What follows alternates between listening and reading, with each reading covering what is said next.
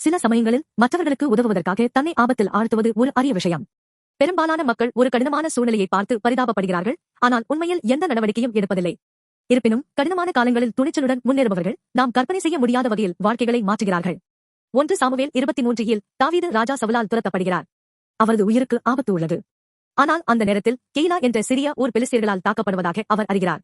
அந்த ஊரின் மக்கள் பெரும் துன்பத்தில் உள்ளனர். தாவீது நினைத்திருக்கலாம், எனக்கு ஏற்கனவே இவ்வளவு பிரச்சனைகள் உள்ளன, மற்றவர்களுக்கு உதவ என்னால் முடியாது. ஆனால் அவர் தனது சொந்த பிரச்சனைகளில் மூழ்கிவிடவில்லை. அவர் கடவுளிடம் கேட்டார், நான் சென்று அவர்களுக்கு உதவ வேண்டுமா? கடவுள் சென்று போராடு என்று சொன்னபோது தாவீது தயங்கவில்லை. அவர் ஆபத்தில் குதித்து பெலிஸ்தியர்களுடன் சண்டையிட்டு இறுதியில் கெய்லாவை காப்பாற்றினார். உங்கள் சொந்த வாழ்க்கை கடினமாக இருக்கும்போது மற்றவர்களுக்கு உதவுவது பொதுவானதல்ல. மக்கள் மற்றவர்களின் போராட்டங்களை பார்க்கும்போது, ஓ, அது கடினமாக இருக்க வேண்டும் என்று சொல்லி முன்னேறிவிடலாம். ஆனால் நாம் ஆபத்தை எடுத்து மற்றவர்களுக்கு உதவ நடவடிக்கை எடுக்கும்போது அது அவர்களின் வாழ்க்கையை மட்டும் மாற்றுவதில்லை, நம்மையும் வளர வைக்கிறது.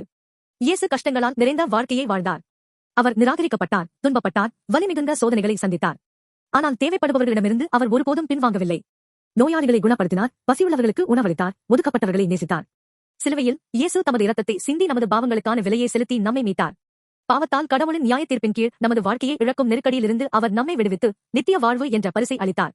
ஒருவர் இயேசுவை தனது வாழ்க்கையின் மையமாக ஆக்கும்போது அவரை கட்டிப்போடும் அனைத்திலிருந்தும் விடுதலை பெறுகிறார் மற்றும் கடவுளின் பெரிய அன்பை அனுபவிக்க முடியும். இவ்வாறு இயேசு கிறிஸ்துவால் வாழ்க்கை மாற்றப்பட்டவர்கள் உலகெங்கிலும் உள்ள நெருக்கடி பகுதிகளுக்கு கெய்லா போல சென்று நோயாளிகளுக்கும் ஏழைகளுக்கும் உதவுகிறார்கள். அவர்களின் துன்பங்களில் பங்கெடுத்து இயேசுவின் நற்செய்தியை பரப்புகிறார்கள். நாம் இயேசு கிறிஸ்துவுடன் நடக்கும்போது புதிய சவால்கள் எழுகின்றன.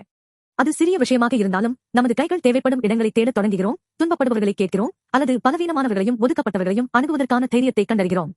இந்த சிறிய செயல்கள் ஒருவரின் உயிரை காப்பாற்றலாம், ஒருவரை உயர்த்தலாம், மாற்றத்தை உருவாக்கலாம் மற்றும் இன்று பெரிய மகிழ்ச்சியின் சுவையை தரலாம்.